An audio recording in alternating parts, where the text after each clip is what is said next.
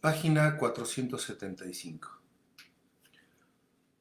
Oía yo el gruñido de mis nervios, en los cuales había ahora un bienestar independiente de los objetos exteriores que pudieran motivarlo. Y para que dicho bienestar se hiciese sensible, me bastaba con el más leve movimiento del cuerpo o de la atención, lo mismo que le basta a un ojo cerrado con una ligera comprensión para tener sensación de color. Ya había bebido mucho porto, y si pedía más no era pensando en el bienestar que habrían de darme los nuevos vasos del vino, sino por efecto del bienestar que me produjeran los vasos precedentes. Dejaba que la música guiara mi placer hasta las notas e iba a posarse entonces dócilmente en ellas. Este restaurante de Riverville, al igual de esas industrias químicas gracias a las cuales se producen en grandes cantidades cuerpos que solo de modo accidental y raramente se suelen encontrar en la naturaleza, reunía en un solo momento muchas más mujeres con perspectivas de felicidad solicitándome allá desde el fondo de sus cuerpos, que las que el azar de los caminos podría ofrecerme en todo un año.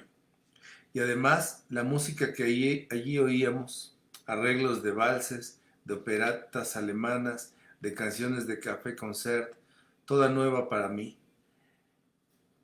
Era por sí misma como otro lugar de placer aéreo, superpuesto al terrenal y aún más embriagador, porque cada tema musical particular como una hembra no reservaba el secreto de su voluptuosidad, como ella hubiese hecho, a algún privilegiado, sino que me le proponía, me miraba maliciosamente, se llegaba hasta mí con modales caprichosos o canallescos, me abordaba, acariciábame, cual si de pronto fuese yo más seductor, más poderoso o más rico que antes. Encontraba yo aquellas musiquillas un no sé qué de cruel, y es que para ellas era cosa desconocida todo sentimiento desinteresado de la belleza, todo reflejo de la inteligencia, y no existía otra cosa que el placer físico, y son el infierno más implacable, más sin salida para el infeliz celoso a quienes presentan ese placer que la mujer querida está sintiendo con otro hombre, como la única cosa que existe en el mundo para el ser amado que le llena por entero. Y mientras que me repetía yo a media voz las notas de esas músicas y le devolvía su beso, la voluptuosidad especial y suya que me hacía sentir se me hizo tan grata que hubiese sido capaz de abandonar a mis padres para irme, detrás del motivo, a ese mundo singular que iba construyendo el invisible con líneas plenas, hora de languidez, hora de vivacidad. Aunque ese placer no sea de tal linaje que añada más valor al ser a que se superpone, porque solo él le percibe, y aunque cada vez que en nuestra vida hemos desagradado a una mujer que nos estaba viendo ignorar, que nos estaba viendo ignorase ella si en ese momento poseíamos o no la felicidad interior y subjetiva, que por consiguiente en nada habría cambiado el juicio que le merecimos. Ello es que yo me sentía con más fuerza, casi irresistible. Parecíame que mi amor no era ya cosa desagradable, que podía hacer reír, sino que estaba revestido de la conmovedora belleza, de la seducción de esa música que se asemejaba a un ambiente simpático en el que nos habíamos encontrado y nos habíamos hecho íntimos enseguida, la mujer amada y yo.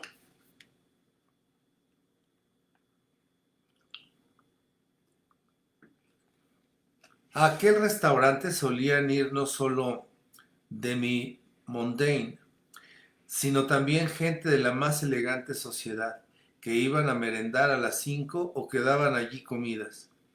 Las mesas de merienda estaban colocadas en una larga galería cerrada con vidrieras, estrecha y en forma de pasillo, que ponía en comunicación el vestíbulo con el comedor. Por un lado daba dicha galería al jardín, del que estaba separada únicamente por unas cuantas columnas y por las vidrieras, algunas de ellas abiertas. De esta disposición resultaba que allí siempre había corrientes de aire, bruscas e intermitentes, oleadas de sol y una claridad tan cegadora que casi no se veía a las señoras que estaban merendando, de modo que las damiselas se apilaban de dos en dos mesas a lo largo del estrecho gollete, y como hacían visos a cada uno de sus ademanes para tomar el té o al saludarse unas a otras, la galería venía a asemejarse a un vivero de peces o a una nasa donde el pescador junta muchos pececillos que asoman la cabeza casi fuera del agua y que bañados por el sol relucen con cambiantes reflejos. Unas horas después, durante la cena, que se servía, claro es, en el comedor, se encendían ya las luces, aunque fuera aún había claridad, de suerte que en el jardín veía uno, junto a pabellones iluminados por la luz crepuscular y que parecían pálidos espectros nocturnos, alamedas de glauco follaje atravesadas por los últimos rayos solares, y que vistas desde el iluminado comedor parecían, allí detrás de los cristales, no como las damas de la merienda en el pasillo azul y oro, peces dentro de una red húmeda y chispeante, vegetaciones de un gigantesco acuario, verde y pálido, alumbradas con luz sobrenatural. Levantábase la gente de las mesas. Los invitados durante la cena se entretuvieron en mirar a los de la mesa de al lado, en preguntar quiénes eran, en reconocerlos, y estaban muy bien sujetos con perfecta cohesión allí alrededor de su mesa, pero la fuerza de atracción que los hacía gravitar en torno a su anfitrión de aquella noche perdía mucha potencia a la hora del café, que se servía en la misma galería de merendar. Solía ocurrir que en el momento en que toda una mesa de invitados pasaba del comedor al pasillo, alguno o algunos de sus corpúsculos la abandonaban porque habían sufrido la fuerte atracción de la mesa de enfrente y se desprendían de su grupo en el que venían a sustituirlos damas y caballeros de la cena rival, que se acercaban a saludar a unos amigos y se iban enseguida diciendo: bueno, me marcho en busca del señor X, es mi anfitrión de esta noche. Y por un momento se podía pensar en dos ramillitas distintos que cambiaban entre sí algunas de sus flores. Luego la galería se quedaba también desierta. A veces, como aún había luz, aún después de terminada la cena, el largo corredor se dejaba sin encender y parecía, con aquellos árboles que se inclinaban al otro lado de las vidrieras, la alameda de un jardín frondoso y oscuro, y alguna vez entre sus sombras quedaba sentada a la mesa una dama rezagada.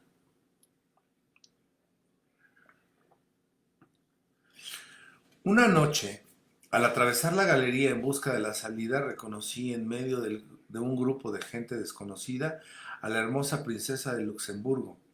Yo me quité el sombrero sin pararme.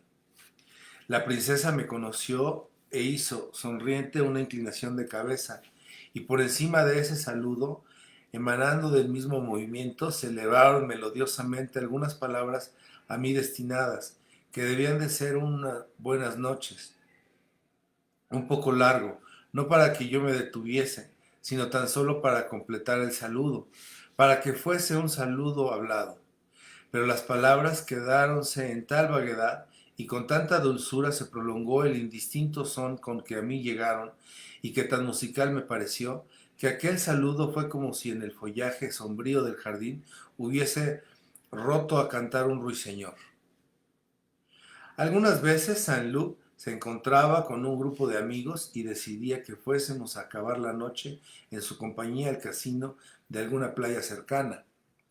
Roberto se iba solo con ellos y a mí me colocaba solo en un coche, pero yo recomendaba al cochero que fuese a toda velocidad con objeto de que se acortaran los instantes que tenía que pasarme sin tener la ayuda de nadie.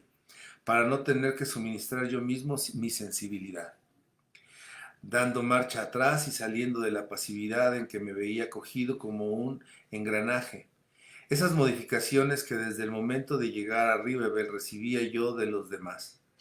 Ni el posible choque con un coche que viniese en dirección contraria por aquellos angostos senderos, tan sumidos en la oscuridad, ni la poca firmeza del suelo desmoronaron a trechos hacia el acantilado, ni lo próximo de la ribera, cortada a pico, bastaba para provocar en mi ánimo el pequeño esfuerzo que se hubiese requerido para atraer hasta mi inteligencia la representación y el temor del peligro. Y es que así como lo que nos posibilita la creación de una obra no es el deseo de celebridad, sino la costumbre de ser laborioso. Igualmente ocurre que lo que nos sirve de ayuda para preservar de riesgo nuestro futuro no es la alegría del presente, sino la prudente reflexión de lo pasado. Yo al llegar a Riverville había arrojado muy lejos las muletas del razonamiento, del cuidado de sí mismo. Me ayudan a nuestra flaqueza a seguir el camino recto, y era presa de una especie de ataxia moral.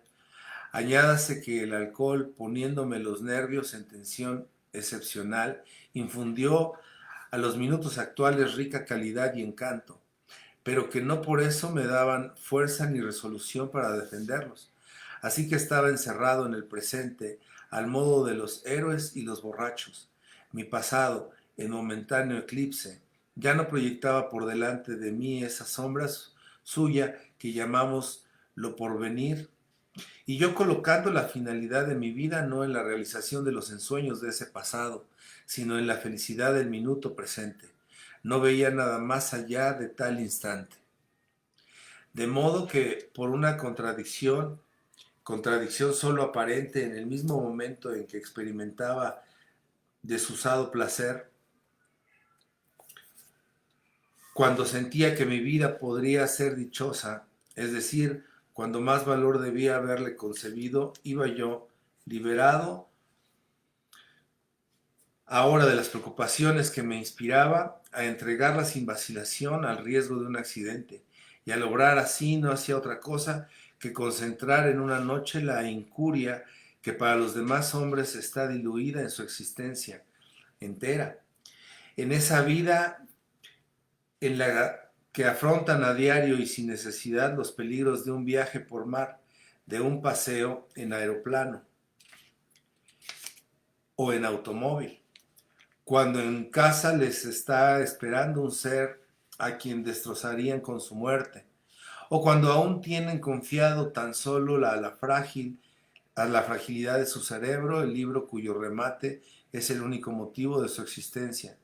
Y así me pasaba a mí en el restaurante de Riverville las noches que nos quedábamos allí, como no se me representaban sino en una irreal lejanía la persona de mi abuela, mi vida por venir, los libros que tenía que escribir, me unía yo por entero al aroma de la mujer que estaba en la mesa de al lado, a la corrección de los maestresalas, al contorno del vals que estaban tocando, y me quedaba apegado a la sensación presente, sin más extensión por delante que la de esa sensación, ni otro deseo que el no separarme de ella. Así que si en ese momento hubiese llegado alguien con designio de darme muerte, habríalo yo recibido bien apretado contra esa sensación, sin defensa alguna, sin movimiento, abeja adormecida por el humo del tabaco que ya no se cuida de poner a cubierto de daño la provisión de sus acumulados esfuerzos y la esperanza de su colmena.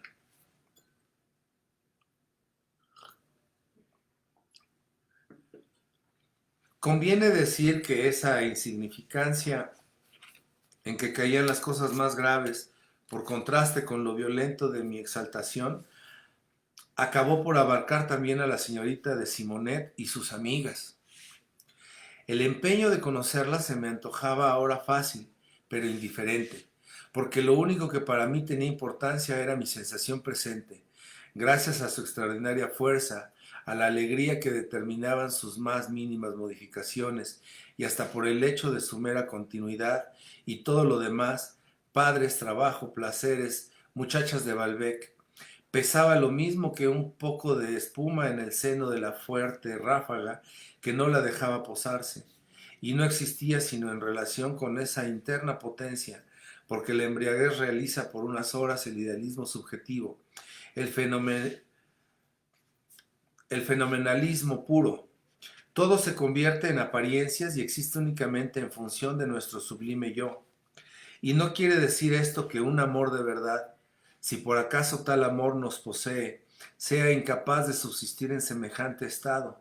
Pero de tal manera sentimos como si estuviésemos en una atmósfera nueva, que desconocidas presiones han cambiado las dimensiones de ese sentimiento, que ya se nos hace imposible seguir considerándole como antes.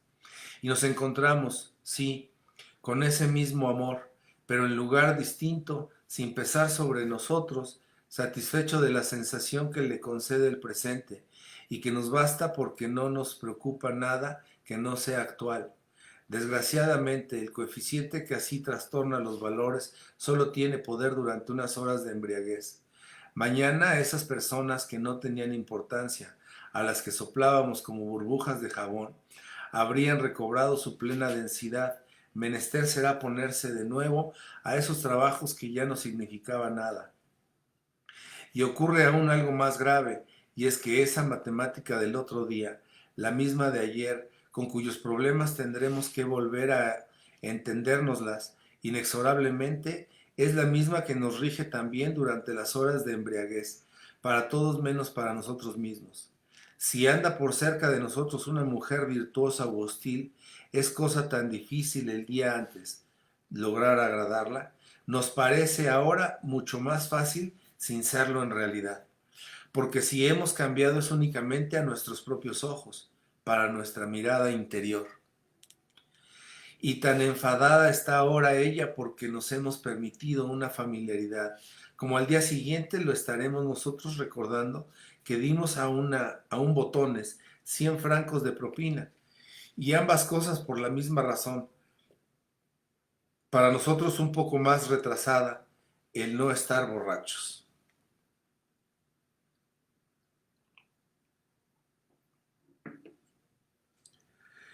Yo no conocía a ninguna de las mujeres que estaban en Ribebel, y que por la circunstancia de formar parte de mi embriaguez, como los reflejos forman parte del espejo, se me antojaban mucho más codiciadoras que aquellas señoritas de Simonet, cada vez menos existente.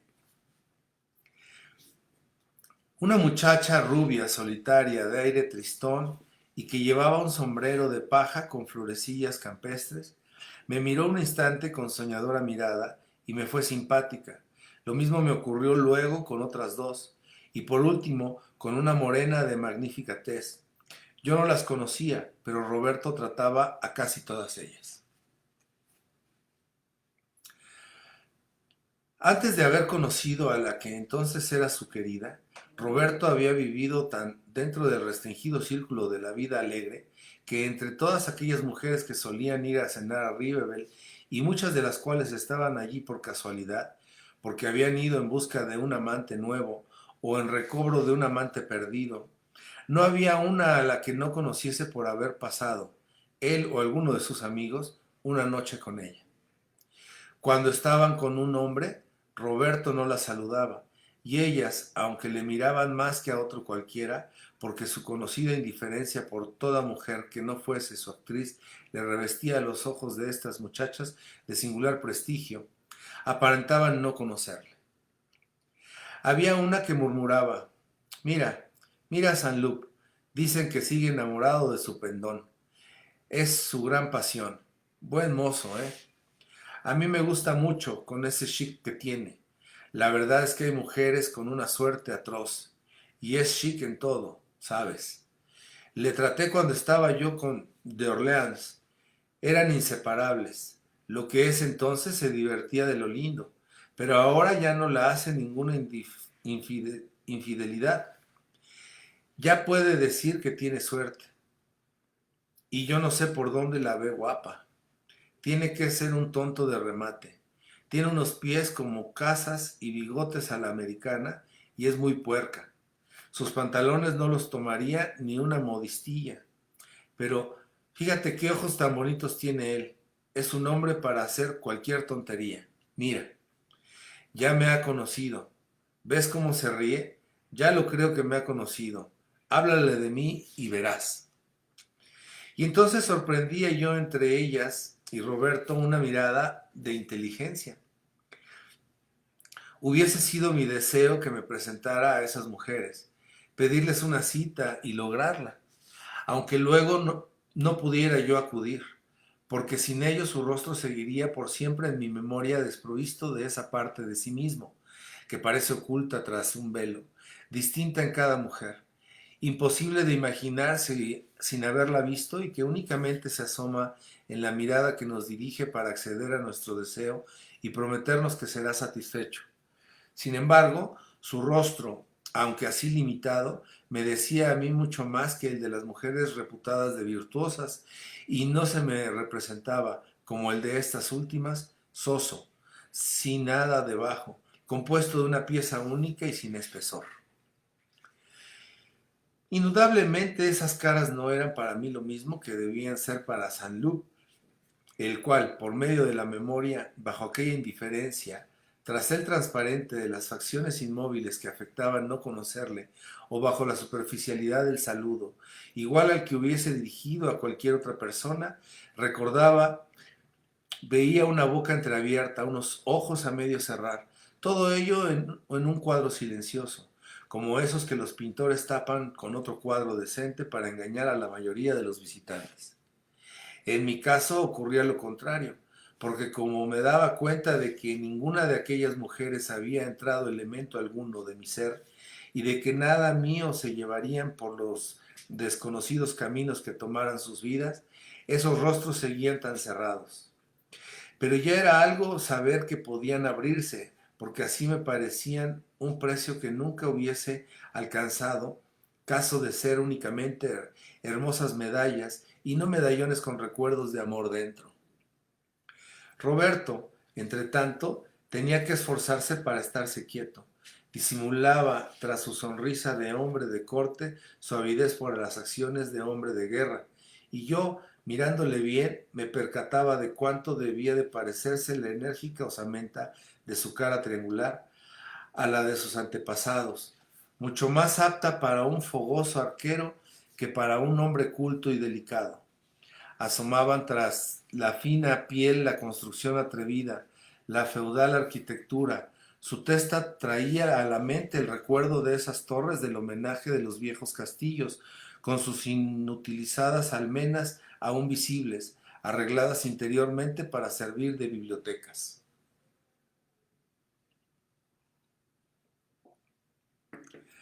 Al volver a Balbec, iba yo diciéndome, con referencia a alguna de aquellas desconocidas a quienes me presentó, qué mujer tan deliciosa. Y lo repetía sin parar como el que canta un estribillo, sin darme cuenta casi. Claro es que esas palabras eran meditadas antes por una predisposición nerviosa que por un juicio sólido. Pero eso no quita para que en el caso de haber llevado encima 1000 francos y estar abiertas a esas horas las joyerías, no hubiese yo regalado una sortija a la damisela desconocida. Cuando las horas de nuestra vida se desarrollan como planos muy distintos, nos encontramos con que ayer nos prodigamos demasiado con personas que hoy nos parecen insignificantes, pero se siente uno responsable de lo que se dijo y hay que hacer honor a ello. Como en tales noches me recogía yo mucho más tarde en mi cuarto, que ya no me era hostil, me encontraba con sumo placer aquel lecho en el que, según se me figuró el día de mi llegada, nunca podría descansar, y al que se dirigían ahora mis fatigados miembros en busca de reposo. De modo que mis muslos, mis caderas, mis hombros iban sucesivamente tratando de adherirse en todos sus puntos a las sábanas que envolvían el colchón, lo mismo que si mi fatiga, hecha escultor, quisiera sacar un vaciado completo de un cuerpo humano. Pero no podía dormirme, sentía ya acercarse la mañana, la calma, la buena salud habían huido de mí. Tan desconsolado estaba que me parecía que nunca más habría de dar con ellas. me hubiera sido menester dormir mucho rato para volver a cogerlas. Y aun cuando me quedase un poco adormilado, de todas maneras al cabo de 2 horas vendría a despertarme el concierto sinfónico. De pronto me dormía, caía en ese pesado sueño que nos descubre tantos misterios, el retorno a la juventud, el remontar los años pasados, los sentimientos perdidos, la desencarnación, la transmigración de las almas, la evocación de los muertos, las ilusiones de la locura, la regresión hacia los reinos más elementales de la naturaleza. Porque suele decirse que muchas veces vemos animales en nuestros sueños, olvidándose de que en el sueño nosotros somos también un mero animal privado de la razón, que proyecta sobre las cosas una claridad de certidumbre. No ofrecemos al espectáculo de la vida más que una visión dudosa, borrada a cada instante por el olvido, porque la realidad precedente se desvanece ante la subsiguiente, como una proyección de linterna mágica cuando se quita el cristalito. Todos esos misterios en suma que se nos figuran desconocidos y en los que en realidad nos iniciamos todas las noches, lo mismo que nos iniciamos en el otro gran misterio del aniquilamiento y la resurrección. La iluminación sucesiva y errante de las zonas en sombra de mi pasado, iluminación aún más caprichosa por la difícil digestión de la comida de Rivebel, convertíame en un ser cuya dicha suprema hubiese sido encontrarse con Legrandin, con el cual Legrandin acababa yo de hablar en sueños.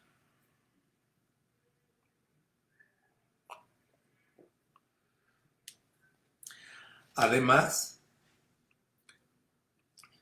mi propia vida se me ocultaba enteramente tras una decoración nueva, como las que suelen colocar casi junto a la batería para que los actores representen un intermedio mientras que detrás está cambiando de cuadro.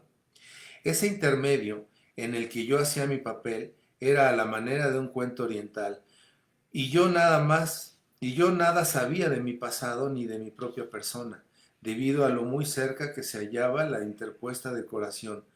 No era yo más que un personaje que se llevaba todas las tundas y recibía castigos diversos por una falta que no se veía muy clara, pero que consistía en haber bebido más porto de lo conveniente.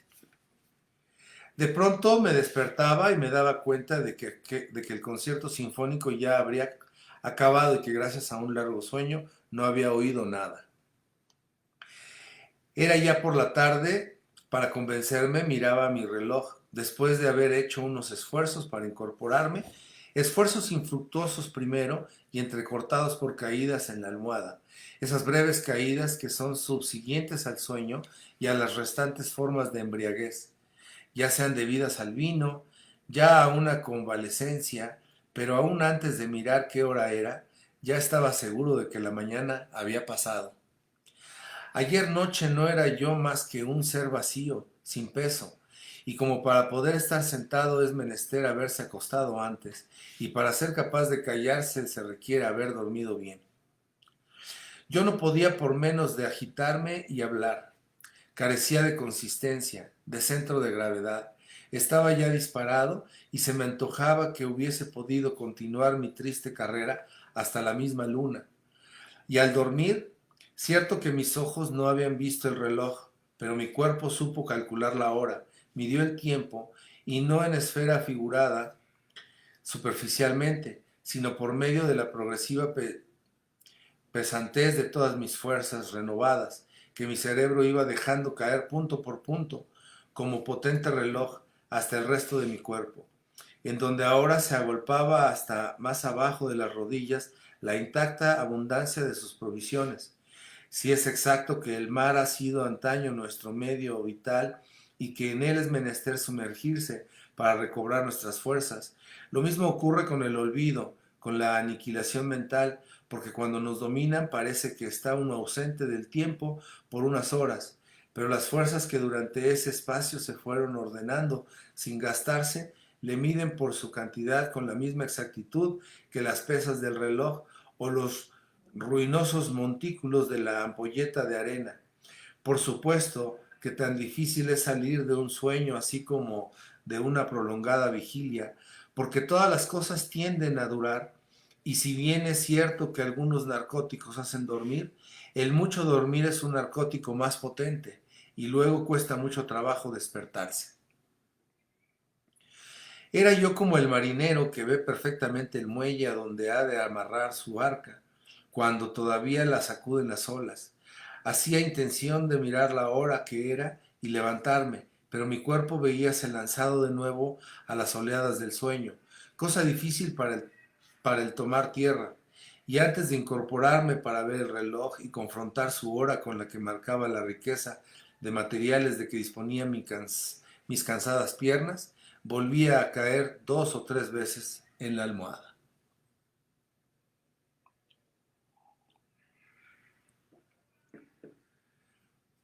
Por fin veía claramente, las 2 de la tarde.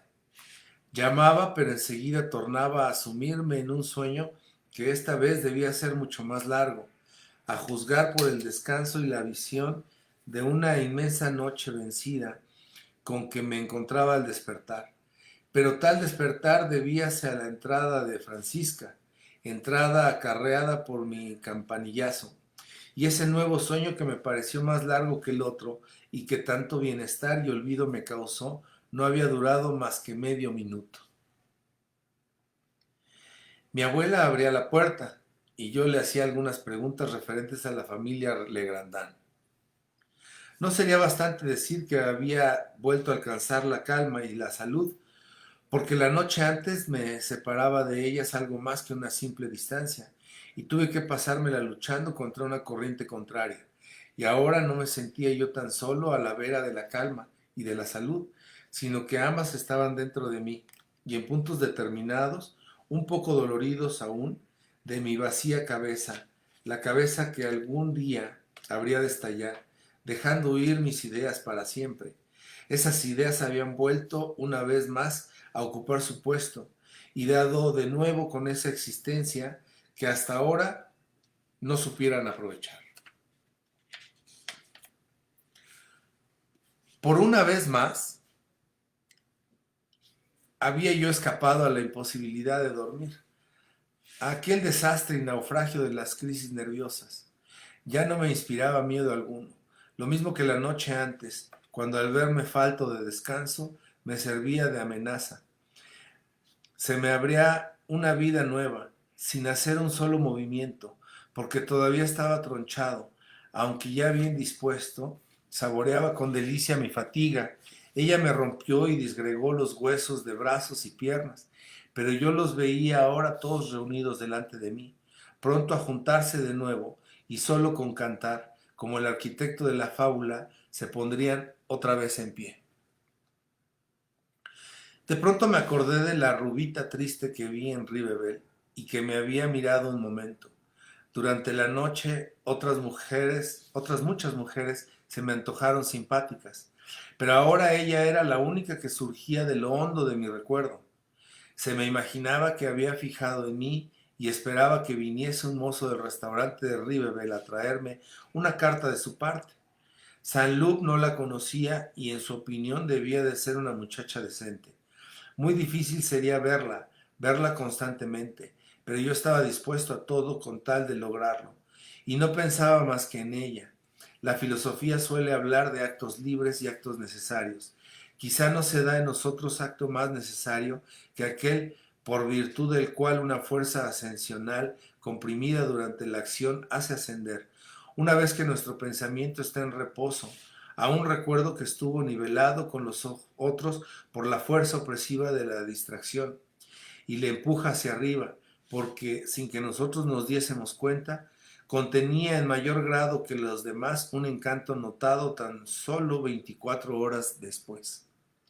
Y quizá no existía tampoco acto más libre, porque aún exento de costumbre y de esa especie de manía mental que en amor sirve para favorecer el exclusivo revivir de una determinada persona.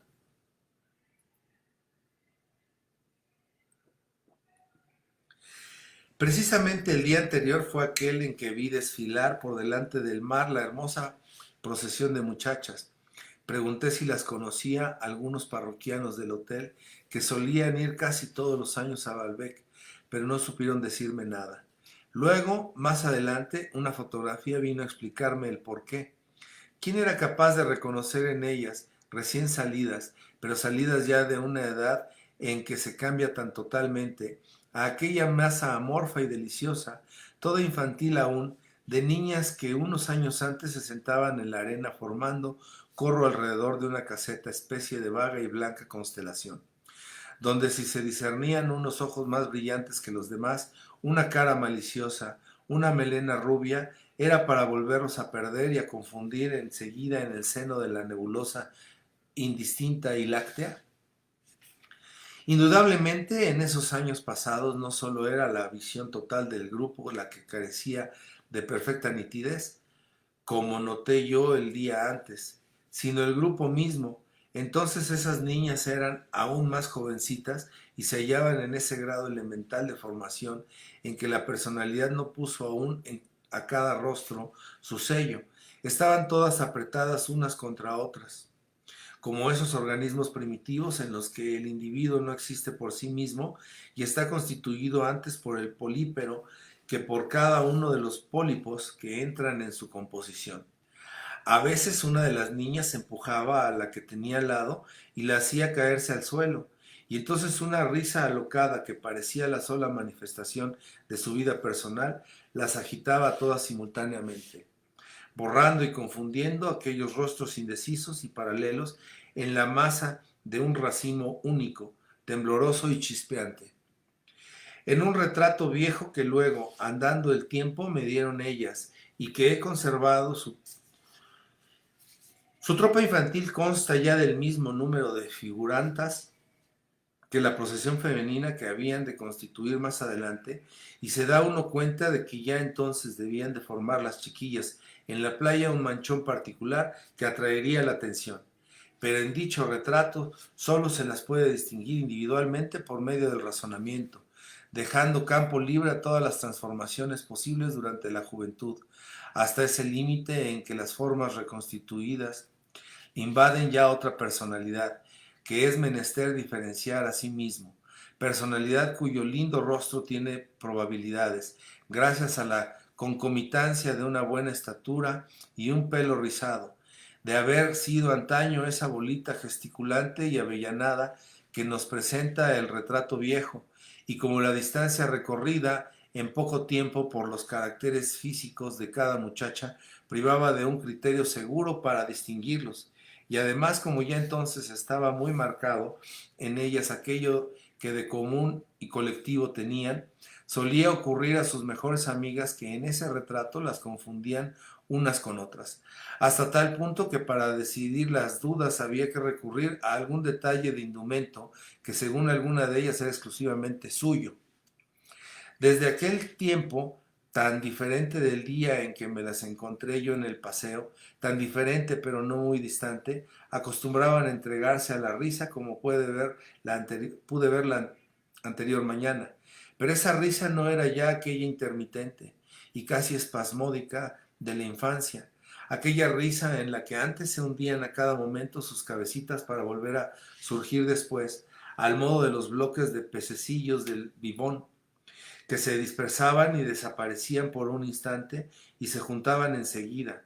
Ahora sus fisonomías eran ya dueñas de sí, los ojos se clavaban en el blanco que perseguían, y el día antes fue lo indeciso y tembloroso de mi percepción primera lo que confundió indistintamente, como hacía la hilaridad de antaño y la fotografía descolorida, las esporas, ahora individualizadas y desunidas, de la pálida madrépora.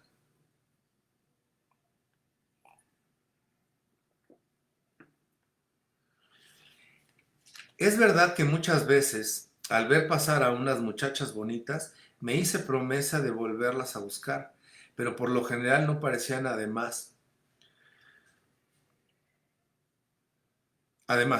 la memoria, que olvida pronto su existencia, difícilmente distinguiría sus facciones. ¿Acaso nuestros ojos no las conocieran ya? Añádase a eso que habíamos visto pasar otras muchachas a las que tampoco volveríamos a encontrar. Pero otras veces, y eso es lo que sucedió con la insolente bandada de mocitas, el azar se obstina en ponérnoslas delante, Y entonces el azar se nos antoja muy bello, porque en él discernimos como un comienzo de organización, de esfuerzo para componer nuestra vida, y por él se nos convierte en cosa fácil, inevitable y a veces, tras las interrupciones que nos infundieron la esperanza de dejar de acordarnos, en cosa cruel, la fidelidad a unas imágenes a cuya posesión se nos figura más tarde que estábamos predestinados y que, en verdad, de no haber sido por el azar, hubiéramos podido olvidar al principio como tantas otras. Pronto tocó a su fin la estancia de Saint-Loup en Balbec. No volví a ver a las muchachas en la playa, y Roberto estaba en Balbec muy poco tiempo, o durante la tarde, y no le daba lugar a ocuparse de mi asunto y hacer que se las presentaran, todo por mí. Por la noche tenía más libertad y seguía llevándome a menudo a Ribebel. En restaurantes como el de Ribebel suele ocurrir, igual que en los jardines públicos y en los trenes, que nos encontramos con gente de exterior vulgar, cuyo nombre nos deja asombrados cuando, al preguntar casualmente quiénes son, venimos a descubrir que no se trata de los inofensivos insignificantes que nosotros suponíamos, sino de tal ministro o cual duque que conocíamos de oídas. Saint-Loup y yo habíamos visto ya 2 o 3 veces en el restaurante de Ribebel a un caballero alto, musculoso, de facciones correctas y barba gris, que iba a sentarse a su mesa cuando toda la gente empezaba a marcharse. Tenía un mirar pensativo, constantemente clavado en el vacío. Una noche preguntamos al amo quién era aquel señor aislado, desconocido y rezagado en la cena. Ah, ¿no le conocen ustedes? Es Elstir, el pintor tan célebre. Swann había dicho una vez aquel nombre delante de mí, pero yo no me acordaba en qué ocasión ni a qué propósito. Sin embargo, suele suceder que la omisión de un recuerdo, por ejemplo, el elemento de una frase en una lectura favorita, venga en favor no de la incertidumbre, sino de una prematura seguridad. Es amigo de Swann, un artista conocidísimo y de mucho mérito, dije a Saint-Loup, y enseguida nos cruzó por el ánimo como un escalofrío la idea de que Elstir era un gran artista, una celebridad, y enseguida pensamos que probablemente nos confundiría con los demás parroquianos del restaurante, sin sospechar el estado de exaltación en que nos pusiera la idea de su talento. Indudablemente, el hecho de que ignorase nuestra admiración por él y nuestra amistad con Swann no nos hubiese causado la menor pena, a no ser porque estábamos en una playa de veraneo. Pero como nos hallábamos un poco retrasados para nuestros años, sin poder sujetar nuestro entusiasmo en silencio y transportados a una vida de verano donde el incógnito ahogaba, escribimos una carta firmada por los dos, en la que revelábamos a Elstir que aquellos 2 jóvenes sentados a unos pasos de su mesa eran 2 admiradores entusiastas de su talento y 2 amigos de su gran amigo Swann, y le manifestábamos nuestro deseo de saludarle. Encargamos a un mozo que llevara la misiva al hombre célebre.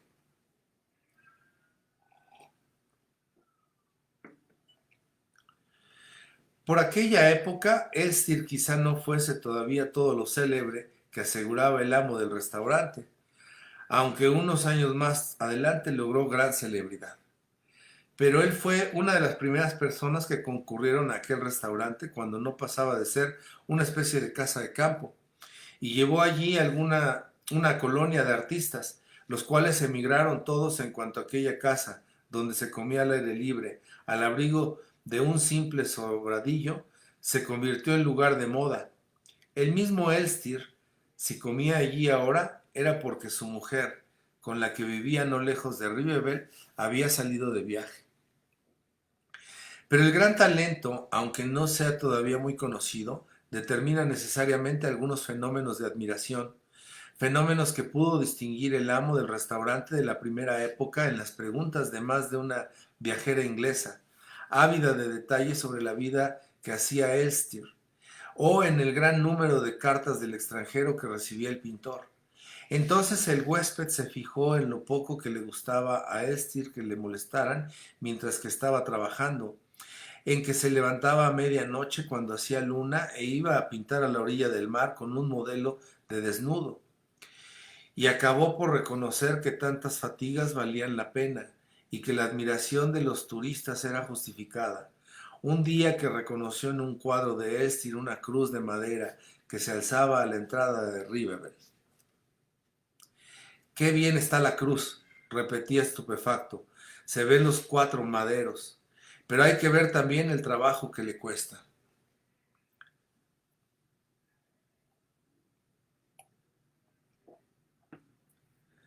Y no sabía a ciencia cierta si un amanecer en el mar que le había regalado Elstir no valdría una fortuna.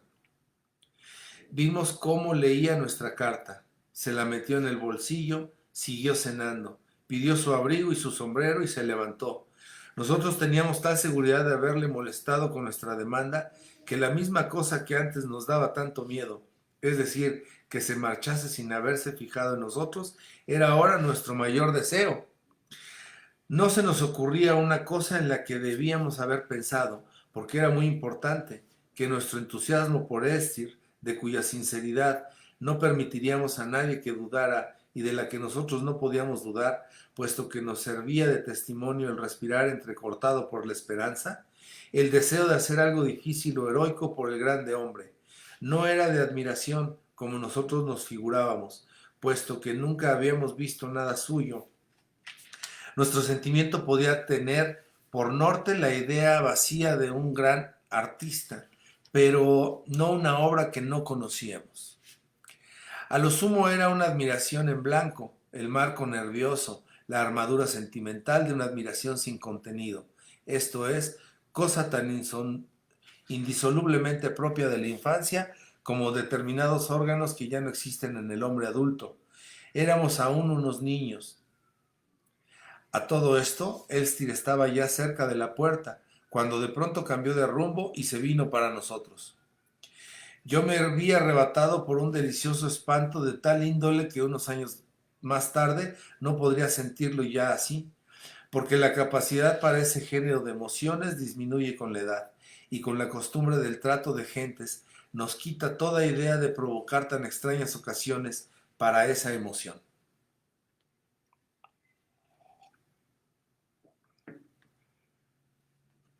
En las frases que Elstir nos dirigió, después de haberse sentado a nuestra mesa, no se dio por enterado de las diversas alusiones que hice a Swann. Yo ya empecé a creer que no le conocía. Sin embargo, me invitó a que fuese a verle a su estudio de Balbec, invitación que no hizo a Saint-Loup y que se debía a unas cuantas frases mías de las que dedujo el pintor que tenía cariño al arte, porque en la vida humana los sentimientos desinteresados juegan más papel de lo que suele creerse. Y así logré con mis palabras lo que quizá no hubiese logrado con una recomendación de Swann, si es que Elstir era amigo suyo. Se mostró conmigo amabilísimo, con amabilidad superior a la de Saint-Loup, y que estaba con respecto a ella en la misma relación que la de Roberto con la amabilidad de un hombre de clase media, la amabilidad de un gran señor, por grande que sea, parece comparada con la de un artista, cosa de comedia y simulación. Saint-Loup quería agradar, a Elstir le gustaba entregarse. Todo lo que tenía, ideas, obras y las demás cosas que estimaba en mucho menos, habríalo dado con alegría a alguien capaz de comprenderlo. Pero a falta de sociedad soportable vivía Elstir aislado, de un modelo selvático, y a ese género de vida le llamaba la gente elegante pose, los poderes públicos mala índole, los vecinos locura y la familia egoísmo y orgullo. Indudablemente, en sus primeros tiempos de artista, debió de serle grata la idea de que desde aquella soledad se dirigía a distancia por medio de sus obras a aquellas personas que le habían menospreciado u ofendido, y les daba una alta idea de su persona. Quizá entonces vivía solitario no por indiferencia, sino por amor a los demás, y así como yo había renunciado a Gilberta con objeto de reaparecer algún día ante ella con más amables colores.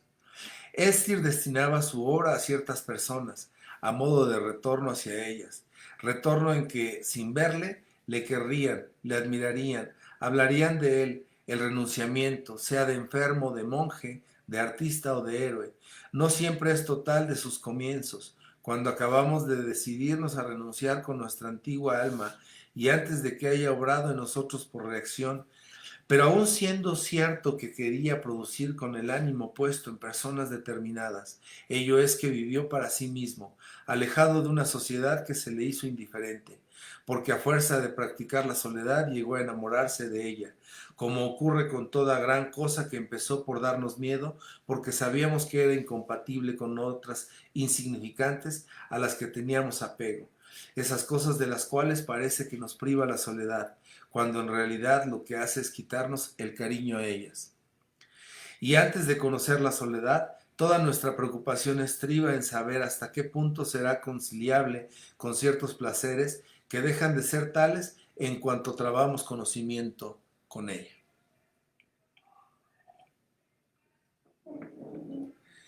Estir no se estuvo mucho rato hablando con nosotros. Yo hice intención de ir a su estudio muy pronto, pero al siguiente día de nuestra conversación acompañé a mi abuela hasta el final del paseo del dique, camino de los acantilados de Canapil, y a la vuelta en la esquina de una de las callecitas que desembocan perpendicularmente en la playa, nos cruzamos con una muchacha que, con la testa baja como animalito a quien obligan a volver al establo sin tener ganas, y llevando en la mano sus clubs de golf, iba andando delante de una señora que debía de ser su inglesa, o una amiga suya que se parecía al retrato de Jeffrey por Hogarth, con la cara encarnada, como si su bebida favorita fuese el gin y no el té, y que prolongaba con el negro garabato de una punta de chicote el bien poblado bigote gris.